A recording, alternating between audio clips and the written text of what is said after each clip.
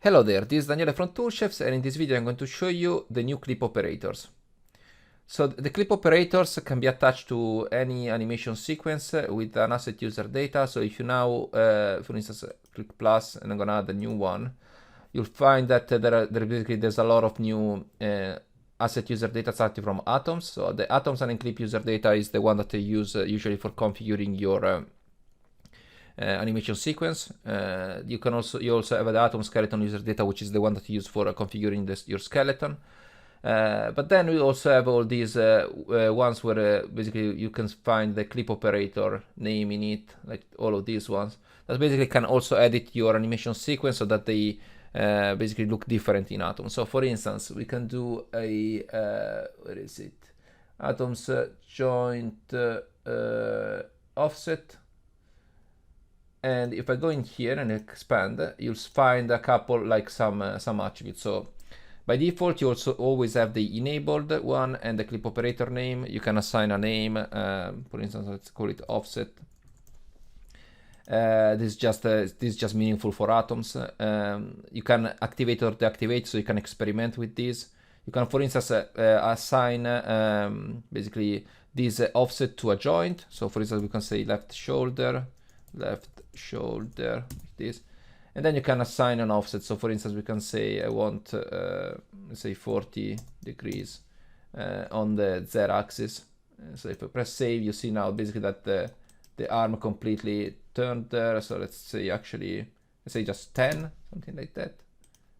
Save, you see. And if I disable this one and click save, this basically goes back to the default animation. So you can even experiment with these, so you can add them, disable them, or just remove them. We have a lot of other clip operators that you can check in the in the documentation. We have also a video for Maya and Houdini where we explain this a bit better. One thing that we can do, for instance, I'm gonna open the not this one. Atoms, default Atoms, mission clips. I want to go in the man work, not that one, and work. And what we can do is, for instance, we can also change the velocity of the clip. So we can say, for instance, actually first let's try to retime it. So let's retime it. So we say I want this to go at half speed. So I'm gonna save this. I'm gonna attach the man work here, man work, and of course to see any change, like you don't see changes here in this window, but you'll see them if you press play. So let's press play. So you see now the clip is playing at half speed, and this is because we have applied this multiplier here. So if I say 2, this should go at double speed. So you see now.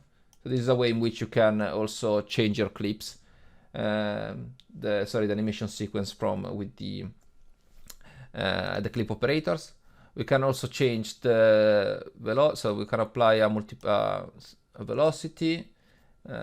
So you wouldn't do this for this kind of clip because this one has already a velocity. I wanted really to do a velocity multiplier instead. So we can say I want this to go a bit quicker.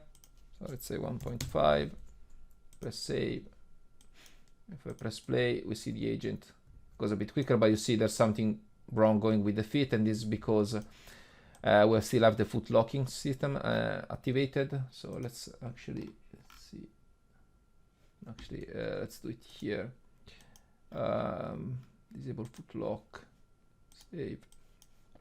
And if I press play, still going with the greater velocity, but at least the foot locking is not breaking the legs. And again, because the velocity was higher than what it was in the clip, the feed couldn't keep up with the velocity difference. So that's why we were seeing the leg being overstretched in some frames. There are other clip operators that are pretty interesting. So so basically I'll just put this one back as it was before.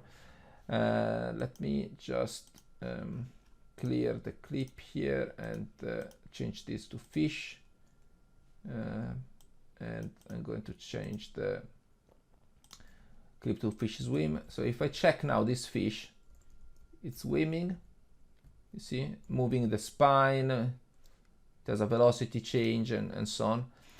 And if I go in here, sorry, not here, but if I go in the fish folder, we see here that we have some clip operators. So we have a spline animation. So again, you don't see the change here, but basically with the spline animation, you can say from this joint to this joint, just applying a scene motion using this direction. So the direction is basically where the joints are moving on which axis. So in this case is the x-axis, and then we apply an up vector. So we are telling atoms to keep the joints so that they're basically the up vector is pointing towards this vector here. So the up vector axis is pointing towards this vector. We apply a frequency for the scene wave and the height, and that's basically how we were seeing the spine, you know, moving in a scene wave.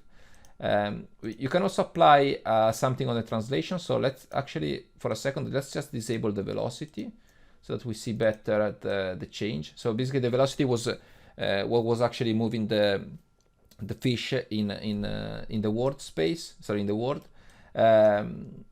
But as you can see, the clip is actually static. So we're actually taking like a static position, and then we've just applied some clip operators. So now I save this one. If I press play, and if I go very close to this fish, you see that actually the fish is like moving, and the spine is also going from left to right. So basically, it's like having that scene wave movement. If I activate this the spline animation, and if I press play, we should just see the fish moving left to right like that. It's a very subtle movement, but you see basically that basically gives the movement from left to right. So then we applied the spline animation on the spine, and then also we apply the velocity. So now if I press play, we'll see again the fish moving, and also the spine being animated along that sine wave. Thanks very much for watching. See you in the next video.